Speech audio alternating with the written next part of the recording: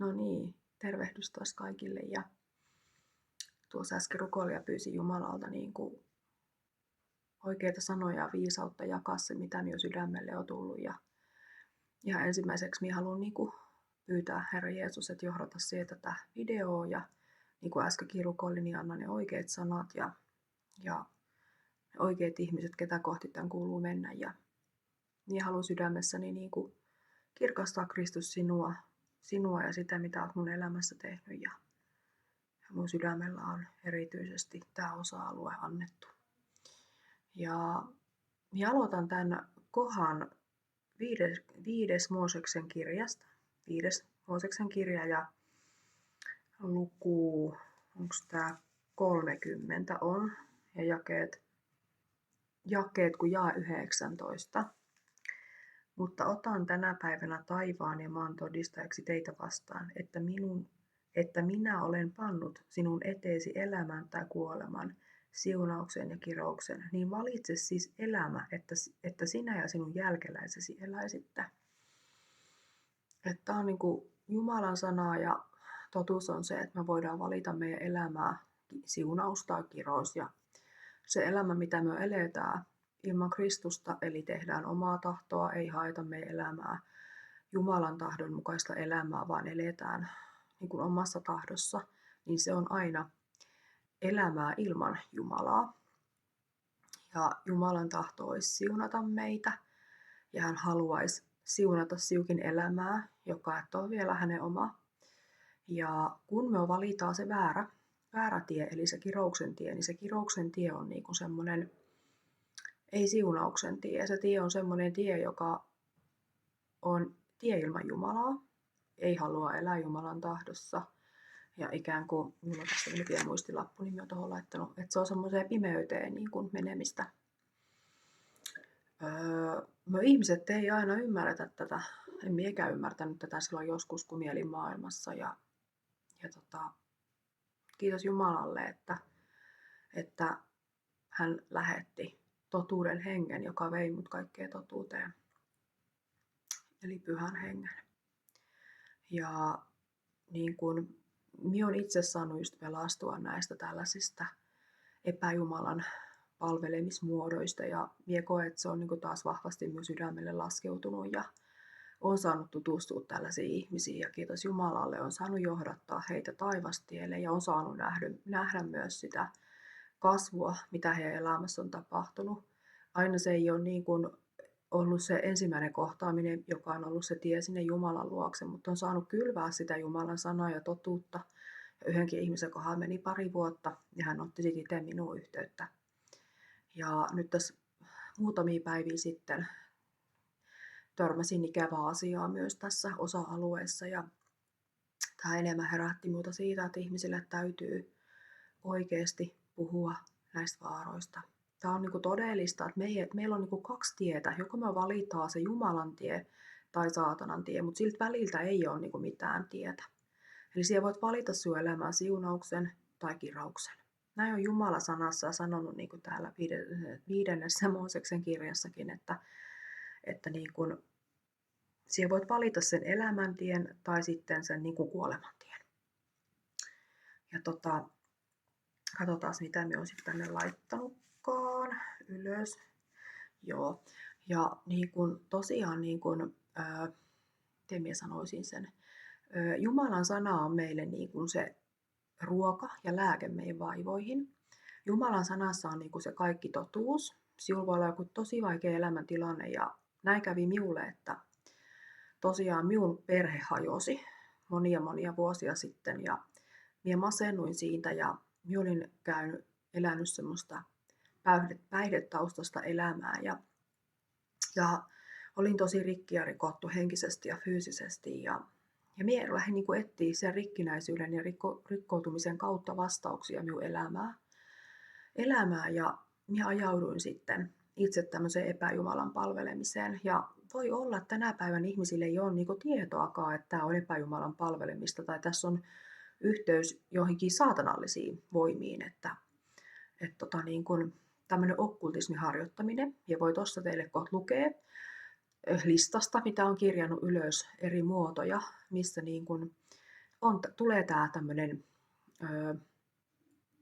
niin kuin pimeyteen meneminen ja nämä ihmiset, jotka tätä harjoittaa, niin heihän ei suoranaisesti tule sinulle sanomaan, että hei, että tämä on nyt pahasta lähteestä, vaan aina vihollinen pukee sen semmoiseen kultapäällykseen, että se tarjoaa sulle jotain hyvää ja voi tuntuukin aluksi hyvältä ja sitten ikään kuin se ihminen on siellä koukussa, eli hän ei enää pääse sieltä eroon ja näin, ja sitten hän vasta ymmärtää, että hän onkin niin kuin sidottu.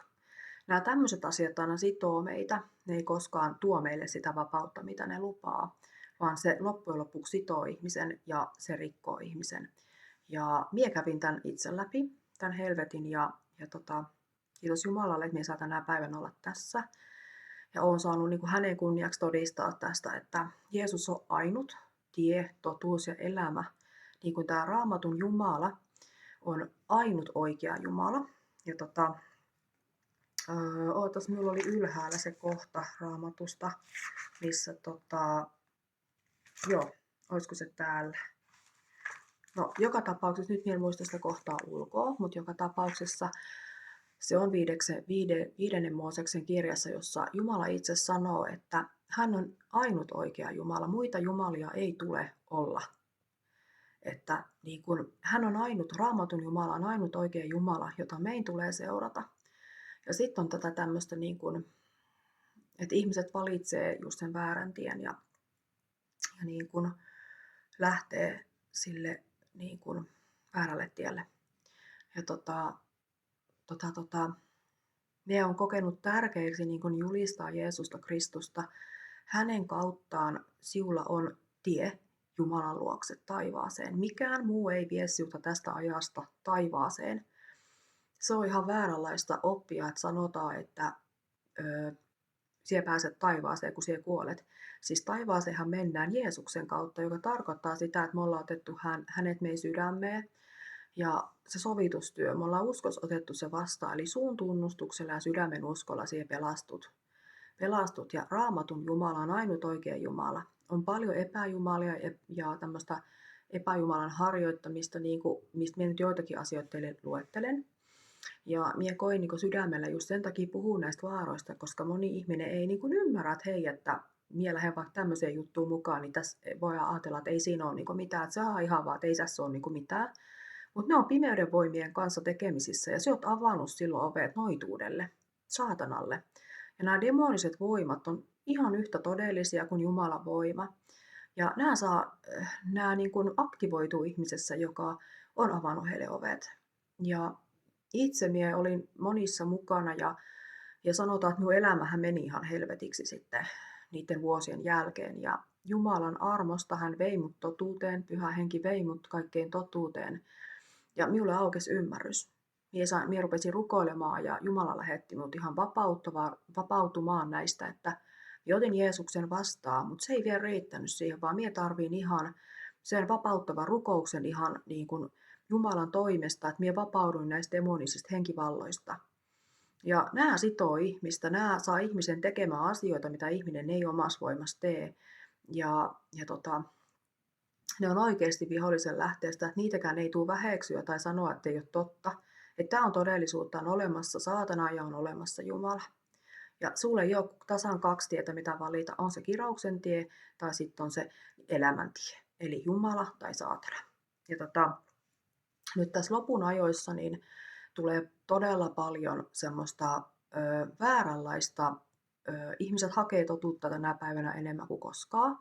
Maailman tilanne on mennyt tosi pahaksi ja laittomuus on päässyt valtaan. Eli tarkoitan tätä, että ihmisten rakkaudettomuus on päässyt valtaan. Ja kun minä avaan vaikka Facebookin tai jonkun tietokoneen tai jonkun chatin, niin minä näen vaan pahoja uutisia.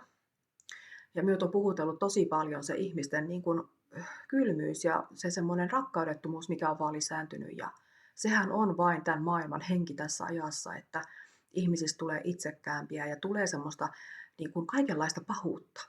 Mutta näin Raamattu on meille myös puhunut, että niin kuin viimeisinä aikoina tai lopun aikoina, niin monien rakkaus kylmenee ja laittomuus pääsee niin kuin valtaan. Ja me ei kuulu tällaiselle antautua, vaan me ei kuulu niin kuin, palvella Jeesusta rakkaudessa ja ihmisiä ja läheisiä niin kuin siinä rakkaudessa. niin kuin toisiamme kohtaan. Ja Jumalan rakkaus saako niin kuin täyttää meitä jokaista, että me voidaan rakkaudella niin kuin ikään kuin teet toiselle sitä, mitä toivot itsellesi tekevän. Ja olen tänäänkin siunannut niitä ihmisiä, kun on lukenut noita pahoja uutisia, niin täytyy sanoa, en kiellä on ihminen, on mennyt tunteisiin, mutta sitten minä olen niin Jumala eteen mennyt ja sanonut, että Herra, minä tuon nämä ihmiset sinun eteen. Ja minä rukoilen, että sinä saisit ilmestyä heille, viedä heidät synnin tuntoon ja he sais ikään kuin vapautua tällaisesta saatanan niin kuin teoista, koska vihollinen on se, joka niiden ihmisten kautta toimii. Me ollaan myös ihmisiä, että meillä voi olla mielenterveysongelmia, meillä voi olla monia asioita niin kuin siinä taustalla, mutta sitten tämmöinen kaikkinainen pahuus on aina lähtöisin sieltä väärästä lähteestä. Ja tässä minulla on tämmöinen niin kuin 5. Mooseksen kirja ja luku 18, jakeet 10-13. Älköön keskuudestasi olko ketään, joka panee poikansa tai tyttärensä kulkemaan tulen läpi, tahi, joka tekee taikoja, ennustelee merkeistä, harjoittaa noituutta tai velhoutta, joka lukee loitsuja, kysyy vainaja tai tietäjä hengiltä, tahi kääntyy vainajien puoleen. Sillä jokainen, joka sen kaltaista tekee, on kauhistus Herralle, ja sellaisten kauhistusten tähden Herra sinun Jumalasi karkottaa sinut heidän tieltäsi. Ole siis nuhteeton Herran sinun Jumalasi edessä. Eli Raamatun Jumala varoittaa tällaisesta noituudesta, ja näillä on seuraukset, jos siellä lähdet tällaisiin mukaan. Ja ihminen, joka ei ole sitten Jumalahengen voimassa, niin hänellä ei ole voimaa taistella tämmöisien vihollisen valtoja vastaan. Vaan tässä voi käydä tosi huonosti. Mie en halua siis pelotella, mutta mie haluan puhua totuutta, että ihminen omassa voimassa ei pysty tämmöisistä.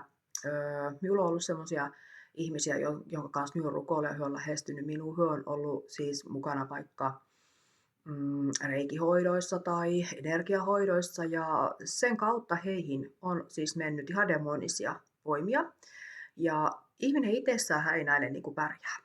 Tälleen minullekin kävi, että minä en pärjännyt itsessäni näille. Ja Jumalan armosta hän ilmestyi minulle. Vaikka minä olin näin paha ihminen, että minä olin mennyt näihin mukaan, niin Jumalan rakkaus ja armo tuli siinä vastaan. Hän ilmestyi minulle, alkoi puhumaan minulle, minä saattaa Jeesuksen Kristuksen minun Herraksi minun sydämeen. Ja Jeesus on minun Herra ja hän haluaa olla myös sinunkin Herra.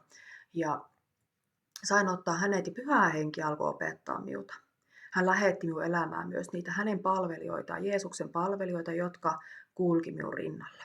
Mutta nyt minä haluan mennä niin kuin tähän näin, että tämmöisiä pimeyden, niin kuin, tässä on tämmöisiä poimintoja, mitkä muodot voivat olla epäjumalan palvonnan niin kuin kohteita.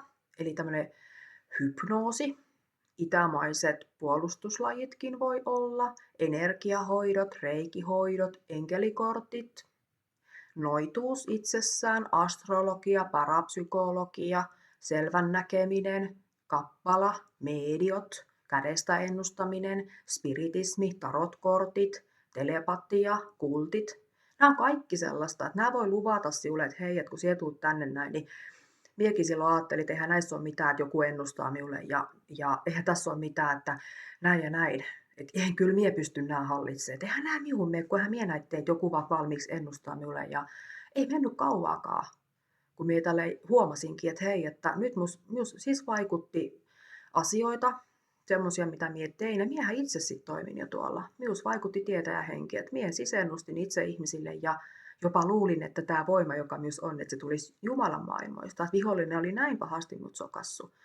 Ja minä haluan teille sitten sanoa, että nämä on aina päällystetty semmoisella kultaisella paperikäärällä. Ei saatana tuu sinun eteen koskaan sanomaan, että hei, minä on tässä, minä haluan sitoa sinut ja rikkoa sinut. Voi olla ihmisiäkin just, jotka palvelee ihan tietäenkin saatanaa, satanistit, saatanan palvojat. Ja hekin voi niin kuin johdatella sinut tällaiseen mukaan. Ja tämä aika, missä me nyt eletään, niin nämä kaikki tämmöiset on niin kuin lisääntynyt. Ja sen takia minä niin kuin näistä puhuin, koska minä olen itse käynyt tätä läpi ja minä olen seurannut monenkin ihmisen elämää. Ja niin kuin nämä on asioita, että jos sinä olet tällaisessa mukana, niin minä sydämestäni toivon, että lopetat ne heti, otat yhteyttä vaikka seurakuntaan, jos sulla on tietoa jostain siskosta tai veljestä, uskovaiset, otat yhteyttä. Sanoudun näistä irti Jeesuksen nimessä. Kun sinä otat yhteyttä jokin uskovaa, niin hyö kyllä ohjaa sinulta ja auttaa sinulta, mutta siis saatana käy nyt, kun kiljuva jalo peura täällä, kenet se saisi niellä. Ja tämän ajan henki on siis, täällä on nämä Pride-ilmiöt, mitkä lupaa ihmisille kaikenlaista vapautta, mutta sekin vapaus on oikeasti niin kuin, ei Jumalan sanan tuomaa totuutta, joka ei loppujen lopuksi ihmistä niin kuin anna sitä vapautta, mitä se lupaa, vaan loppujen lopuksi se sitoo ihmisiä. Monet ihmiset ottaa sukupuolileikkauksia. Minulla on ollut tällainenkin tilanne, että yksi ihminen on katunut sitä äärettömän paljon, että hän on mennyt tekemään sukupuolileikkauksen, eikä hän enää voi muuttaa sitä. Hänen niin kuin, koko ihmisyys on nyt pilalla ja hänen on vaikea olla. Eli tämä niin kuin ohjaa ihmisiä pimeyteen. Ja ihmiset ottaa sen ikään kuin vapautena, mutta se on vääränlaista vapautta. Se on ihmisten luomaa vapautta, jota Jumala ei ole niin kuin tänne luonut tai sanonut tai ohjeistanut, että se olisi näin. Eli niin kuin Raamatussa Jumala on myös määritellyt rakkauden. Ihminen itsessään ei voi niin kuin päättää, että mitä se on, vaan Raamatussa se on, niin kuin Jumala sen on määritellyt. Ja sitten tässä on tarjoavat niin kuin, tämmöiset niin kuin Raamattuun nähden ristiriitaisia niin kuin uskontoja, jotka niin kuin ikään kuin tarjoavat semmoista yliluonnollista, mutta Raamattuun nähden nämä on niin kuin ristiriidassa Raamattuun nähden nämä uskonnot, eli islami, hindulaisuus, mormonismi, Jehovan todistajat, skietologia, mulla on huono tämä kielen tämmöinen tuotto, mutta niin kuin kuitenkin, ja New Age, näissä on ollut mukana, vapaamuurarius, jooga, amuletit, kaikki tämmöiset niin kuin talismaanit, että nämä on kaikki, niin kuin, nämä ei mene Raamatun mukaisesti, ja nämä niin kuin, johtaa, täällä on monia eri tämmöisiä, tässä on joitakin, mitä minä nyt nostin tähän näin, niin nämä johtaa ihmisiä harhaan. Että nämä ei ole niin kuin Raamatun, tämä ei pidä niin kuin sisällä Raamatun Jumalaa, ja niin kuin nämä joogat ja tämmöisetkin, niin se on yhteydessä, niin kuin, sekin on semmoinen niin kuin, tavallaan, että sinä harjoitat uskontoa, että Raamattu varoittaa noituudesta ja pimeyden harjoittamisen muodoista. Ja nämä on hyvä ottaa vakavasti. Minä en puhuisi näitä asioita, jos todellakaan minulla ei olisi omaa henkilökohtaista kokemusta. Ja minun sydämessä on vahvasti se, että minä olen saanut, just niin kuin sanoinkin, että Jumala armosta olla tällaisten ihmisten rinnalla ja edelleenkin niin kuin koen tarvetta puhua ja varoittaa ihmisiä tällaisista asioista. Ja just sekin, että kiitos Jumalalle, että Hän on myös lähestynyt minua ja minä olen pyytänyt ja rukoillut Jumala johdattaa minulta myös tämmöisiin pimeisiin paikkoihin. Ja nämä kaikki tällaiset rikkoo sinulta, nämä rikkoo sinun mielen ja tunne-elämän, ne murtaa sinut ja ne just niin kuin sitoo sinulta. Sulle voi tulla olo, niin kuin, että hei, että minä tulen vaikka hulluksi, että minä vaan pääsen näistä. Ne niin kuin sitoo sinut niin, että sinä et vaan niin kuin just pääse niistä ikään kuin irti. Mutta minä haluan sinulle tähän kohtaan niin kuin tuoda sen ymmärryksen asioihin, niin kuin, että niin kuin Jeesus on tietotuus ja elämä ja Jeesus Kristus on mennyt Golgatan keskimmäiselle ristille. Meidän synnit meni hänen päällensä ja hänen haavojen kautta sinä olet parannettu ja myös niin kuin saat kokea sitä vapautumista. Eli hän on ainut, joka voi sinut näistä vapauttaa. Ja sinä saat synnit myös anteeksi, kun sinä menet hänen eteen. Niin hän antaa sinulle synnit anteeksi, että sinun ei tarvitse ikään kuin, ainut mitä hän odottaa sinulta on se, että sinä teet parannuksen tällaisista asioista ja tahdot palata Jumalan tahdon tielle. Se on niin kuin Jumalan tahto, että se mitä hän on meille niin kuin tänne Raamattuun antanut meille niin kuin ymmärrystä ja tietoa ja ohjetta, niin se on meille siunaukseksi. Eikä hän hae meiltä niin kuin semmoisia laintekoja, että me ei pitäisi suorittaa meidän uskoa, vaan hän on tullut vanhurskaaksi ja hänen vanhurskaudellaan myökin vanhurskautetaan. Niin kuin minäkin olen saanut, niin kuin hänen niin kuin minun asema on muuttunut Jumalan silmissä nyt vanhurskaaksi, kun minä olen ottanut Jeesuksen myös sydämeen. Se on se, että Jumala katsoo silloin sinua Jeesuksen ristintyön kautta. Sillä ei ole enää mitään väliä, mitä sinä olet menneisyydessä tehnyt. Hän, niin kuin, sun asema muuttuu, sinä saat synnit anteeksi ja sinä saat lähteä seuraamaan Jeesusta. Ja Ne rangaistukset hän otti itsensä päälle, Jeesus otti itsensä päälle, mitkä olisi kuulunut meille. Et joka kerta, kun miekin katon ristille, niin minä niin näen sen, että hei, että hän oli täydellinen uhri, hän on täyttänyt kaiken, minä voi tehdä mitä sen eteen. Minä voi muuta kuin ottaa niin kuin uskosta ja armosta vastaan. Sitä, mitä Jumala haluaa siltäkin, niin on se, että sinä otat vaan uskosta vastaan Jeesuksen sovitustyön. Se on se, mitä Jumala niin kuin mielistyy, ja me ei pelastuta täältä meidän tekojen kautta, vaan ainoastaan uskossa, kun me riiputaan Jeesuksessa, niin se on se, mihin Jumala mielistyy. Ja niin kuin, me jotenkin niin kuin koin vaan siis senkin puoleen puhua myös vielä tämmöinen lyhyt juttu tähän loppuun, että kun me saadaan sitten taivasta eli johdattaa näitä ihmisiä, mitkä tulee eri taustoista, niin on tosi tärkeää, että he saa kokea sen, että he ei jää yksin. Me ollaan rinnalla, me ollaan tukena, me ohjataan heitä terveeseen hengelliseen kotiin, terveeseen hengelliseen oppiin, ja että hänen identiteetti saa kasvaa Kristuksessa terveelle pohjalle. Se on niin se tärkeä asia myös, mitä minä koen Pyhä Henki mun sydämelle laskenut. Ja että hän saa vahvistua siinä omassa uskossa. Hänestä tulee vahva. Hän ei ole enää kaikkien tuulien ja oppien heiteltävinä. Ja tämäkin on myös tärkeä asia niin kuin meidän uskovien, niin kuin jotenkin koen sanoa, niin muistaa ja olla siinä rinnalla. Ja sitten nämä meidän niin sanotut opetuslapset saa vahvistua ja niin kuin vahvistua ja kasvaa siinä uskossa. Ja näin. Että tämmöisiä ajatuksia nyt tässä ja niin kuin, me ei voi olla monelle elämän osa-alueelle. Tämä on vain yksi osa-alue. Siellä voi olla riippuvainen vaikka huumeista tai siellä voi olla vaikka rikoksia. Nämä on kaikki sellaista, mikä on Jumalan tahdon mukaista. Mutta minä haluan vaan sinulle jättää tämän tiedon siitä, että sinulla on niin kuin annettu tulevaisuus ja toivo, joka on Jeesuksessa. Mie ajattelin silloin, että mie kuolen. Jos mie en pääse pois täältä, mie kuolen.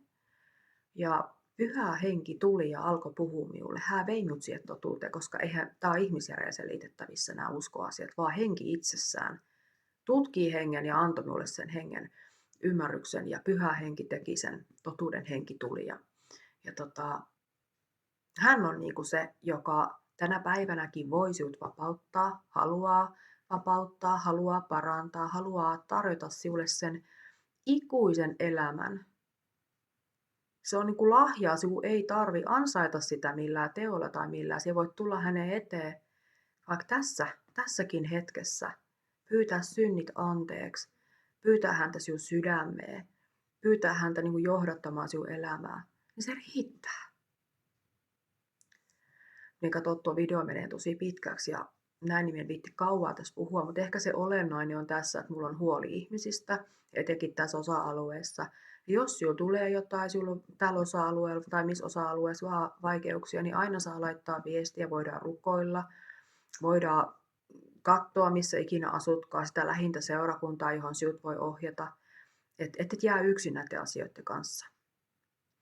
Tämä aika on paha, missä me eletään ja täältä ei niin kuin omin voimin selvitä, vaan me tarvitaan ihan jokainen Jeesusta.